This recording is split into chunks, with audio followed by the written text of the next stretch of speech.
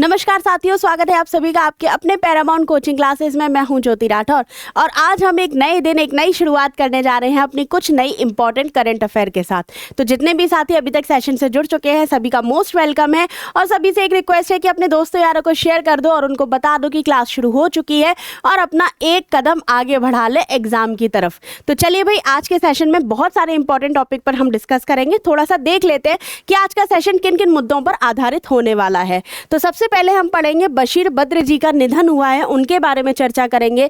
फिर जनसांख्यिकी बदलाव समिति है, उसकी चर्चा करेंगे। अंतर्राष्ट्रीय योग दिवस मनाया जा रहा है, अभी हाल ही में आने वाला है, उसकी चर्चा करेंगे। और फिर है कर्नाटक में नेतृत्व परिवर्तन, यानी कर्नाटक में जो सत्ता हिली है उसके बारे में चर्चा करेंगे। तो चलिए भाई स्टार्ट करते हैं सेशन को। आप में से जितने भी साथी अभी तक जुड़ चुके हैं सब लोग आ जाइए, जो नहीं जुड़े हैं उनको भी बुला लीजिए। तो अभी हाल ही में मशहूर उर्दू शायर है बशीर बद्र जी, उनका 91 साल की उम्र में निधन हो गया है।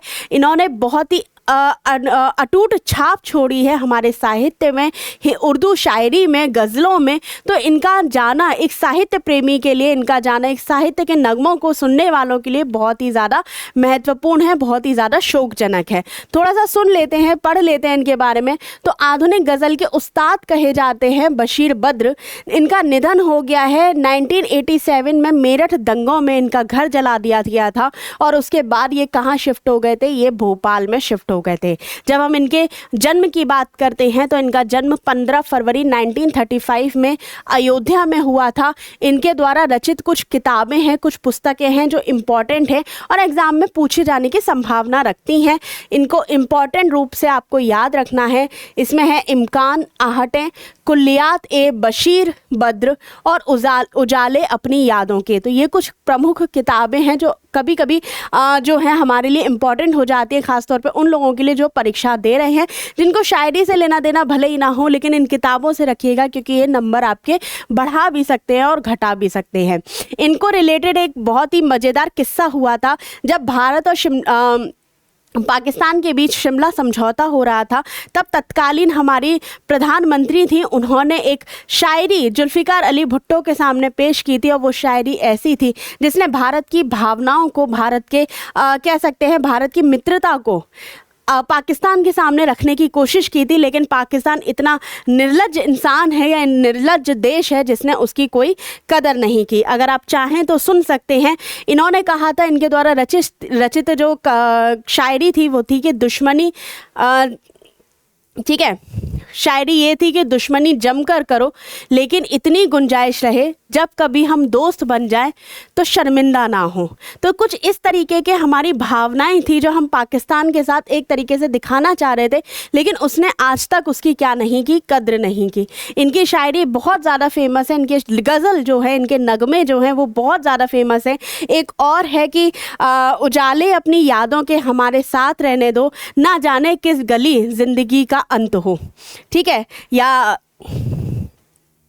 इसमें एक शायरी और है कि उजाले अपनी क्या था, हाँ, उजाले अपनी यादों के हमारे साथ रहने दो, ना जाने किस गली ज़िंदगी की शाम हो। तो कुछ इस तरीके की गज़लें थी इनकी जो बहुत ज़्यादा इम्पॉर्टेंट हो जाती हैं, महत्वपूर्ण हो जाती हैं। थोड़ा सा आगे देख लेते हैं। तो इन्हें साहित्य में योगदान के लिए पद्मश्री से सम्मानित भी किया गया था। तो ये भी क्या हो जाता है, हमारे लिए इम्पॉर्टेंट हो जाता है। ठीक है, अब इनसे रिलेटेड क्वेश्चन किस तरीके से एग्जाम में बन सकते हैं वो देख लीजिएगा। तो हाल ही में निधन हुआ है बशीर बद्र जी का, जो किस क्षेत्र से संबंधित थे? तो उर्दू पोइट्री या उर्दू शायर के क्षेत्र से संबंधित थे। इनमें से कौन सी पुस्तक बशीर बद्र द्वारा लिखी गई है? तो याद रखिएगा इम्कान जो है वो इनके द्वारा लिखी गई है। शिमला समझौता के तहत किस इंदिरा गांधी जी ने पाकिस्तान के किस नेता को बशीर बद्र की गज़ल सुनाई थी? तो जुल्फ़िकार अली भुट्टो थे। ठीक है, किस घटना के बाद बशीर बद्र ने स्थायी रूप से भोपाल छोड़ दिया था? तो मेरठ दंगे हुए थे। उसके बाद जन्म इनका कहाँ हुआ था? तो याद रखिएगा अयोध्या में हुआ था। ठीक है, आगे चलते हैं, बात करते हैं अपने अगले करंट की, अगले पॉइंट की, अगले टॉपिक की बात करते हैं जो हमारे लिए इम्पॉर्टेंट है। ठीक है, तो अगला टॉपिक किससे रिलेटेड है? अगला टॉपिक है हमारी केंद्र की जनसांख्यिकी बदलाव से रिलेटेड। केंद्र सरकार ने एक नई समिति गठित की है जो डेमोग्राफी से रिलेटेड है, या कह सकते हैं जो हमारे यहाँ घुसपैठिए आते हैं उन पर नियंत्रण रखने से संबंधित है। तो केंद्र सरकार ने डेमोग्राफी बदलाव पर उच्च स्तरीय समिति का गठन किया है। ये अवैध घुसपैठ को रोकने के लिए केंद्र द्वारा बनाई गई समिति है। इसकी अध्यक्षता कर रहे हैं प्रकाश प्रभाकर नावलकर जो पूर्व सुप्रीम कोर्ट के जज हैं। उनके साथ ही साथ दुर्गा शंकर मिश्रा जो एक्स IAS अधिकारी हैं, बालाजी श्रीवास्तव जो एक्स IPS यानी कि पूर्व भारतीय पुलिस सेवा से जुड़े हुए हैं, और शमिका रवि जो इकोनॉमिस्ट हैं उनसे जुड़ी हुई हैं। तो आखिर अब इसकी ज़रूरत क्यों पड़ी थी, ये ज़रूरी है हमारे लिए जानना। ठीक है, तो 15 अगस्त 2025 को प्रधानमंत्री ने इस प्रकार की एक समिति गठित करने की बात कही थी। हमें बताया था कि वो अवैध प्रवासियों को रोकने के लिए एक उच्च स्तरीय कमेटी का क्या करेंगे, गठन करेंगे, जिसका गठन जो है अभी हाल ही में किया गया है। जब भारत की देखते हैं, ये हमारा प्यारा भारत है, और इसको थोड़ा सा ध्यान से देखते हैं तो भारत के बॉर्डर पर हमारी नज़र जानी चाहिए। ये जो एरिया है ये हमारी सीमा किससे साझा होती है? पाकिस्तान से साझा होती है। ये थोड़ी सी सीमा हमारी किससे होती है? अफ़गानिस्तान से साझा होती है।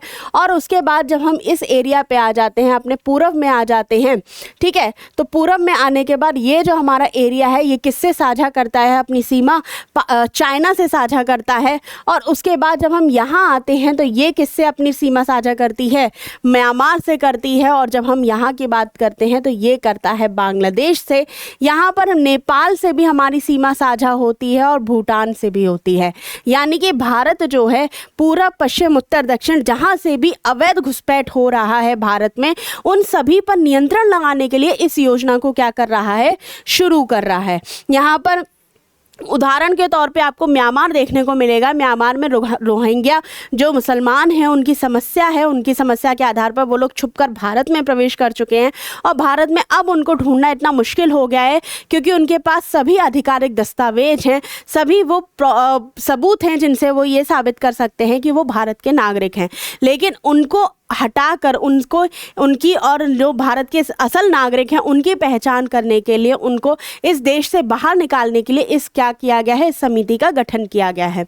याद रखिएगा, भारत जो है 1951 के संयुक्त राष्ट्र शरणार्थी सम्मेलन में हिस्सेदार नहीं है। जो संयुक्त राष्ट्र शरणार्थी सम्मेलन है, रिफ्यूजी कन्वेंशन है, जो बताता है कि अगर किसी भी समस्या के कारण कोई व्यक्ति आपके देश में शरणार्थी बनकर आता है तो आपको उसका पालन पोषण करने का पूरा क्या होना चाहिए? आपको फर्ज होना चाहिए, आप उसे बाहर नहीं कर सकते। तो भारत के पास प्लस पॉइंट है कि भारत इसका साइन नहीं करता है। भारत अपने देश में रिफ्यूजी से रिलेटेड कोई भी कानून नहीं रखता है।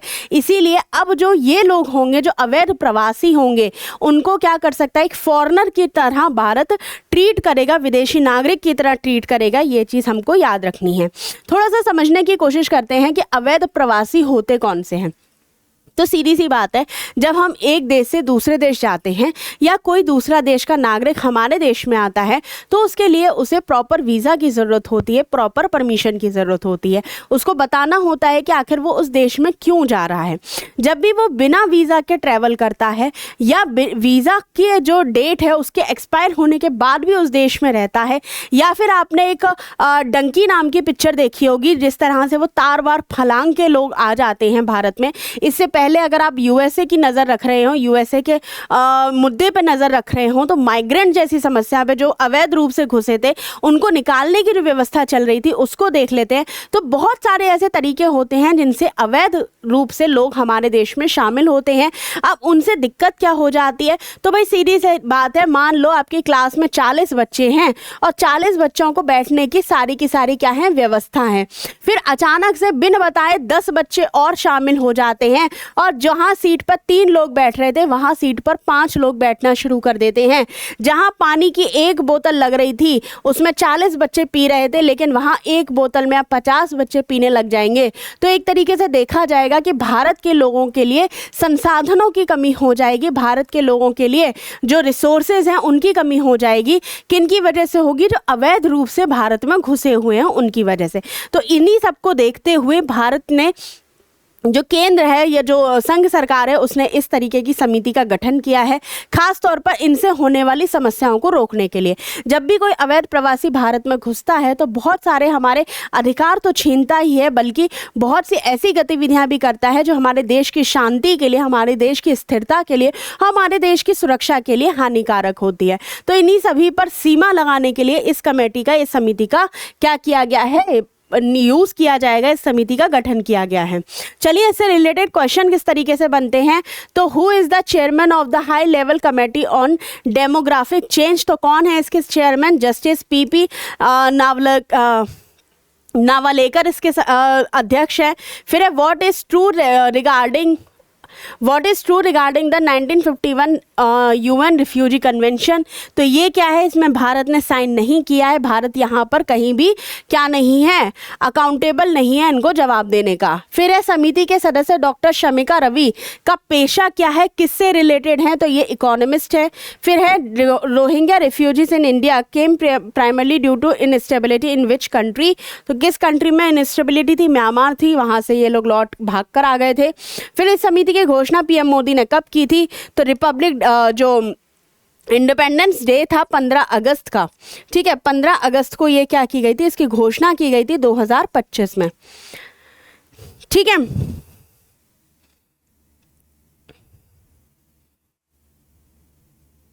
ठीक है, तो इससे रिलेटेड कुछ इस टाइप से क्वेश्चन क्या है आपके एग्जाम में पूछे जा सकते हैं।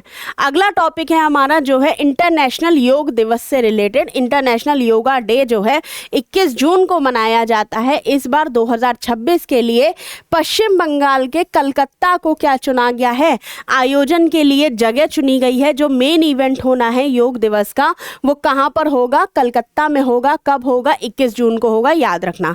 इसकी घोषणा कब की गई है, तो इसकी घोषणा की गई है 25 दिन के काउंटडाउन इवेंट के दिन पर, या काउंटडाउन इवेंट के जगह पर, जो कहाँ हो रहा था, खजुराहो में हो रहा था। वहाँ पर इसकी क्या की गई है, घोषणा की गई है। किसने की है, तो आयुष मंत्री हैं प्रताप राव जाधव, उनके द्वारा क्या की गई है, इसकी घोषणा की गई है। खजुराहो में क्यों की गई है, तो सीधी सी बात है, खजुराहो जो है यूनेस्को विश्व धरोहर का हिस्सा है। 1986 में ये उसका पार्ट बना था, तो वहाँ पर इसको आयोजित किया जा रहा था। 25 दिन का जो काउंटडाउन है वो आयोजित किया जा रहा था, वहीं पर इसकी घोषणा की जाती है। काउंटडाउन क्या होता है, तो सीधी सी बात है, मान के चलो तुम्हारा बर्थडे आ रहा है और बर्थडे से 10 दिन पहले 10, 9, 8, 7, 6, 5, 4, 3, 2, 1 ऐसे करके हम डेट जब एक एक करके घटाने लग जाते हैं और फिर मेन आपका जन्मदिन वाला दिन आ जाता है। ठीक उसी तरीके से योगा डे से पहले 25 दिन का काउंटडाउन डे है, जहाँ पे योगा के लाभ, योगा से होने वाले फायदे, योगा क्यों करना चाहिए, ये सारी चीज़ें बताई जाएंगी। योगा किस तरीके से करना चाहिए, किस टाइम पे करना चाहिए, योगा से पहले क्या करना चाहिए, योगा के बाद क्या करना चाहिए, यानी कि एक तरीके से देखा जाए तो सारी जानकारी वहाँ पर क्या की जाएगी, प्रोवाइड की जाएगी। ठीक है, तो इसके लिए याद रखिएगा 2026 की थीम, तो इसकी थीम है स्वस्थ उम्र बढ़ने के लिए योग, योगा फॉर हेल्दी एजिंग। तो स्वस्थ जब शरीर रहेगा, कहते हैं ना स्वस्थ शरीर में स्वस्थ हृदय का वास होता है, तो ठीक उसी तरीके से है कि जब आपकी जो शरीर है वो स्वस्थ रहेगा तो आप बहुत अच्छे तक क्या कर सकेंगे, काम कर सकते हैं।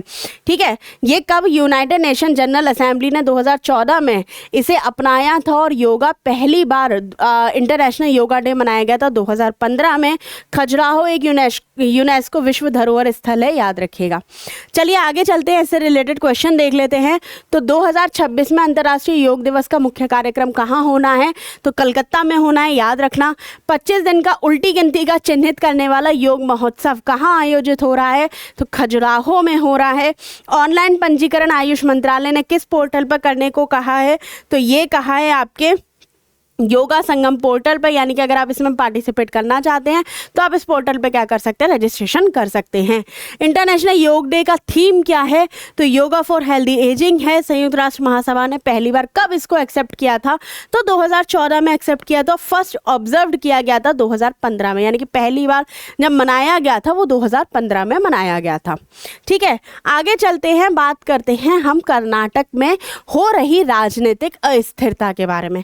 आप लोग कहेंगे कहेंगे मैडम राजनीतिक अस्थिरता है, अभी तो 5 राज्यों में चुनाव हुए थे, 5 विधानसभाओं के चुनाव हुए थे, तब तो कर्नाटक का नाम नहीं सुनने को आ रहा था। अब ये क्या हुआ, असल में कर्नाटक में 2023 में चुनाव हुए थे और 2023 के चुनाव में कांग्रेस को बहुमत मिला था, लेकिन 2 उम्मीदवार जो थे वो अपने लिए क्या कर रहे थे, मांग कर रहे थे सीएम पद की।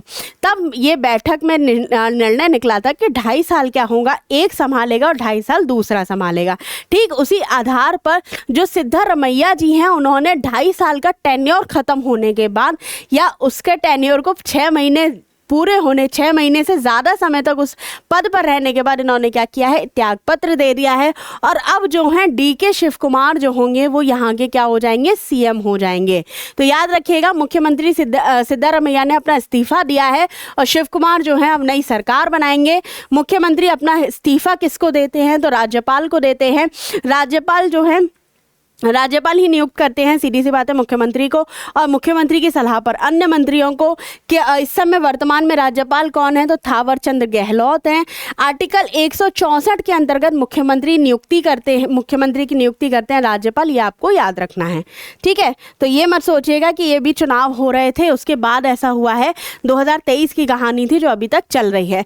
इससे रिलेटेड क्वेश्चन देख लीजिए। तो according to the Indian constitution, to whom does state CM submit their resignation, तो किसको अपना इस्तीफा देते हैं, तो ये देते हैं गवर्नर को।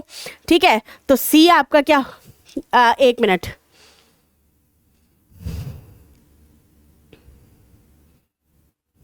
ठीक है, तो यहाँ पे सी जो होगा, सी आपका सही ऑप्शन हो जाएगा, ये रहा आपका सी। ठीक है, तो संविधान का कौन सा अनुच्छेद कहता है कि मुख्यमंत्री की नियुक्ति राज्यपाल द्वारा की जाती है, तो आर्टिकल 164 कहता है। Capital of Karnataka where the Congress legislature party meeting was held, तो बैंगलोर, बैंगलोर में मीटिंग हुई थी, उसके बाद ये निर्णय लिया गया कि सिद्धारमैया जी अब तुम पद छोड़ दो, अब दूसरे वाले का नंबर आ चुका है। फिर है कर्नाटक के वर्तमान राज्यपाल कौन है जिन्होंने हाल ही में इस्तीफा स्वीकार किया है, तो थावरचंद गहलोत हैं। कर्नाटक की राजधानी जहाँ कांग्रेस विधायक दल की बैठक हुई थी, दोबारा क्वेश्चन रिपीट हो गया है, बैंगलोर है। कर्नाटक के निर्वर्तमान मुख्यमंत्री कौन है जिन्होंने अभी हाल ही में इस्तीफा दिया है, तो याद रखना कौन है, सिद्धारमैया हैं।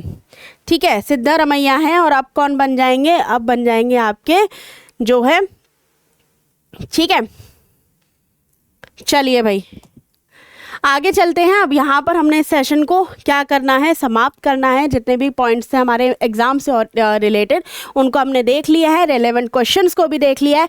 इससे रिलेटेड कोई क्वेरी हो, कोई सवाल हो तो कमेंट में बता दीजिएगा, वहाँ पर आपको इसका आंसर मिल जाएगा। और हाँ, लाइक करके ज़रूर जाना, बिना लाइक करे मत जाना, बहुत कम समय लगता है, 1 सेकेंड का समय लगता है, तो लाइक करके ज़रूर जाना। चलो ठीक है, तो चलिए इस सेशन को यहीं समाप्त करते हैं। धन्यवाद।